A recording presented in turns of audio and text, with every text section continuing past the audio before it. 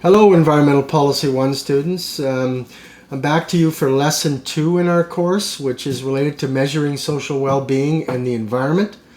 You will recall that last lesson we introduced some concepts in the different schools of economics and on key concepts in environmental economics. Today we are extending that discussion into the issue of measuring social well-being in the environment and what the implications of the predominant schools of economic thought are for that. And why is that important? Because how we measure social well-being in the environment substantially influences the context within which we try to generate environmental policy changes for the better for the environment, right? Because one of the key things about the dominant economic paradigm in society is that it influences the way the citizenry looks towards environmental policy, is willing to accept change motivated by environmental policy. So the messages we send to the public about what's good and what's not good in the area of the economy is simultaneously a constraint to environmental policy and shapes environmental policy debates in our society on any given day.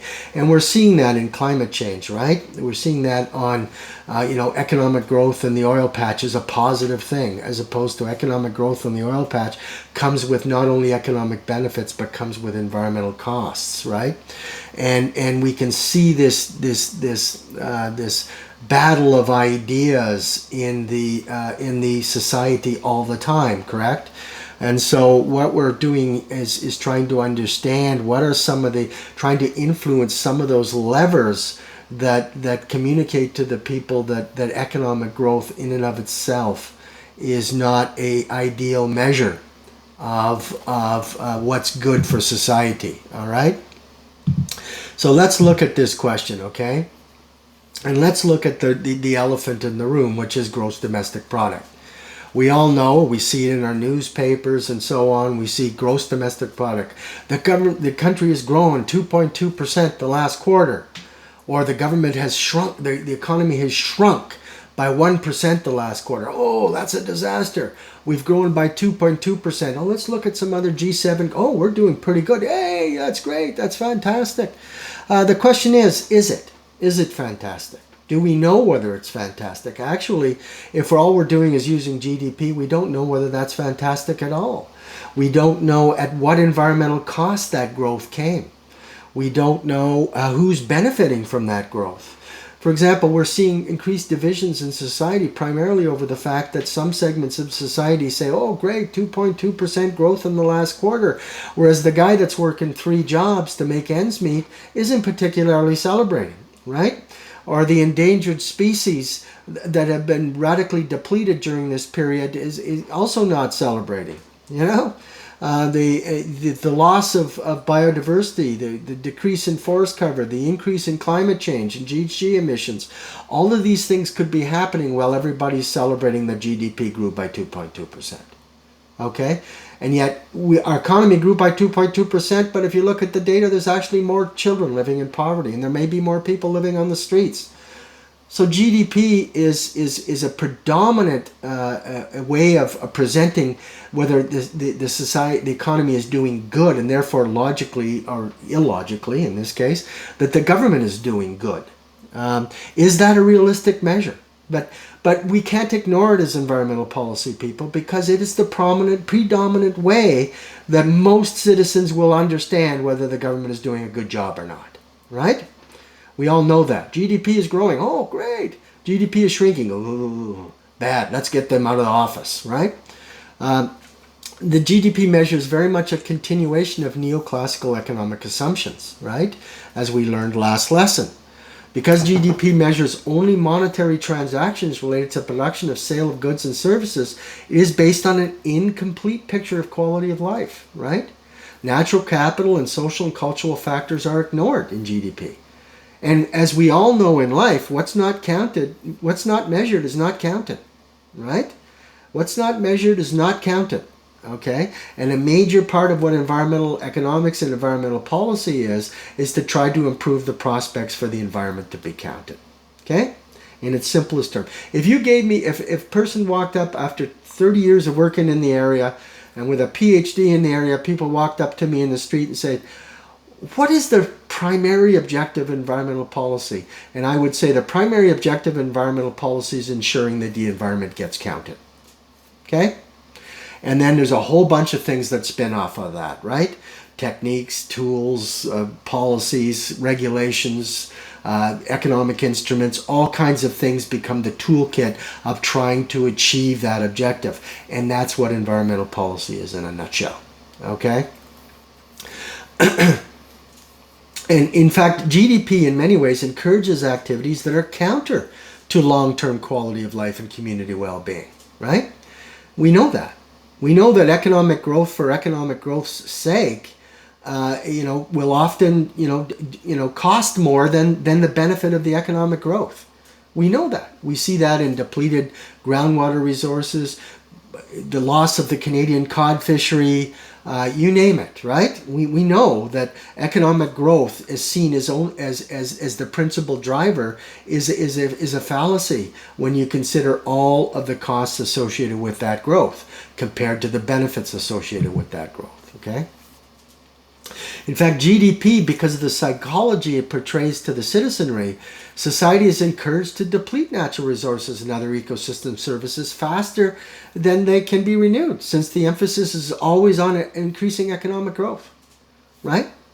And if that's what we look at all the time, of course, as environmental policy people, we're going to be rolling a heavy rock up a hill, right? Increases in GDP, what's not considered is increases in GDP are offset by costs associated with increasing income inequality, loss of leisure time, natural capital depletion. But a cost-benefit analysis of that is never completed. When the assumption is the GDP number says 2.2%, oh, it must be good, right? Must be good. Well, it's not, and we know that it's not. Right? Does that mean that all growth is bad? Of course, I'm not saying that. I'm an environmental economist, right? I'm not saying that. But the quality of growth is very important. Efforts to take the environment fully into account in our economic growth decisions is very important. Okay? So alternatives to or supplements to GDP have been proposed to address this growing realization that GDP is a measure of economic quantity, not economic quality or welfare, let alone social or environmental well-being, right? We know that. Canada is a much larger economy. Even now, after COVID, is a much larger economy than it was 10 years ago. Then why do we have more children living in poverty? Why do we have more people living on the street? Why are we radically depleting endangered species, right? Why are we finding the groundwater in Alberta is being poisoned? Why are we found, all of these things? I mean, if you were to factor all of those things into a cost-benefit analysis of economic growth, would that number still be positive? Would it be? Right? Probably not. In fact, almost certainly not in a lot of cases. Not all cases, but in a lot of cases. Okay? So in order to change this constant barrier, this constant hill we're pushing a heavy rock up, right? And we need to start changing the messaging. At the very high level, we need to start changing the messaging about what is important about economic growth and what is not, all right? So there's various research institutes, universities, UN agencies, and so on have come up with a range of different measures, okay, to try to convey a more accurate picture of what's really going on out there in the sustainable development world, in the integration of environment and economy, all right, and social well-being. These fall into four categories: indexes making corrections to existing GDP, indexes that measure aspects of well-being directly, composite indexes that combine approaches, and indicator suites. This starts to get more complicated, but I want to give you the overlay of what these are and why these efforts are being taken, right? Indexes that make corrections to existing GDP are those that kind of sort of add things to GDP to make it reflect reality a little bit more accurately, right? They use national accounts and GDP as the foundation, but they add or subtract quantities in an attempt to address some of the gaps in GDP, all right? Index of Sustainable Economic Welfare is one of them. Adding together all expenditures like gross domestic product, consumer expenditure, is balanced by such factors as income distribution, and costs associated with pollution and other unsustainable costs, sorry. That's one example, okay? Genuine progress indicator, the GPI indicator, takes everything the GDP uses into account, but adds other figures that represent the cost of the negative effects related to economic activity, which is the point I'm making to you in this lesson, such as the cost of crime, cost of ozone depletion, cost of resource depletion, among others. All right? Because when we built something, if we didn't take into account its environmental costs, we didn't fully incorporate the externalities into the price of the product or service, did we? So we're illegitimately reflecting the benefit of that product or service relative to its real costs. Okay? Green GDPs is another one, which is an index of economic growth with the environmental consequences of that growth factored into a country's conventional GDP. This monetizes the loss of biodiversity and accounts for costs caused by climate change, among other factors. In other words, okay, we've had 2.2% growth in our GDP, but at what cost? And then we get a more accurate picture of, was this growth a positive thing? Or was it a negative thing? Or did we basically break even? So let's stop celebrating. All right? Genuine wealth, a model for measuring the overall well-being and happiness of a community or organization by explicitly accounting for human, social, natural, and manufactured or physical assets. Okay? So this is a measure of saying, GDP growth is not a genuine measure of wealth, right? A genuine measure of wealth needs to take the entire economic system into account. An open system as per environmental economics, as opposed to a closed system as opposed to neoclassical economics. Okay? And then there's been an effort to develop various tools for us to enable to build the data to understand these things. All right, and those indexes range from that tools to all the way to national systems. Okay, where they try to measure the well-being of citizenry directly rather than building off GDP. Okay, so these are kind of standalone systems, right? Obviously more difficult to implement, because what has GDP been? GDP has been institutionalized in all of the government's data generation systems, all of its reporting systems, all of its institutional makeup, legal makeup, all these things. So, GDP is this giant battleship, right, that's rolling through the river and can't turn on a dime. But these systems are trying to introduce a different... So that's why the first category of issues, trying to modify existing GDP, that's their strategy, right? Try to accept the fact that that battleship is already floating. So now let's try to attach some things to it and try to make it more accurate. These indexes try to kind of say, this is a new way of looking at everything, all right? Obviously more difficult. Ecological footprint is more of a tool, right? It's a resource management tool for assessing whether and to what extent an individual, city, nation is using available ecological assets faster than the supporting ecosystems can regenerate these assets. Measures of subjective well-being. These are studies that attempt to measure satisfaction with quality of life for people's moods and emotions. Yes, we have international agencies that conduct these studies and report on them. Okay. Then we have gross national happiness, which is actually a system to replace GDP as the primary driver of decision making. It is a philosophy that guides the government of Bhutan to this day, including an index which is used to measure the collective happiness and well-being of a population. It's interesting how that flips GDP on its head, right? GDP is not GDP for GDP's sake. But GDP only makes sense to the extent that what it contributes to the happiness and well-being of a population. Complete different. It turns the pyramid on its head, right? It changes the equation. At least it changes the equation from a conceptual perspective. Bhutan has implemented this. Believe me, okay, I've worked with the government of Bhutan. They take it very, very seriously, and they are actually implementing it with real criteria, real measures, real approaches. Okay, it's not pie in the sky. Okay, that having been said, trying to institute something like that in more complex, developed systems, right, more open economic systems, extremely difficult, right? We acknowledge that. Okay.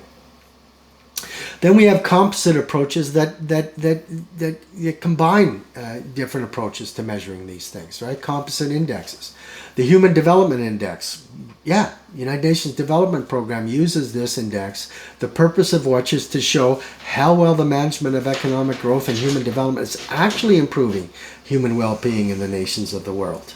All right?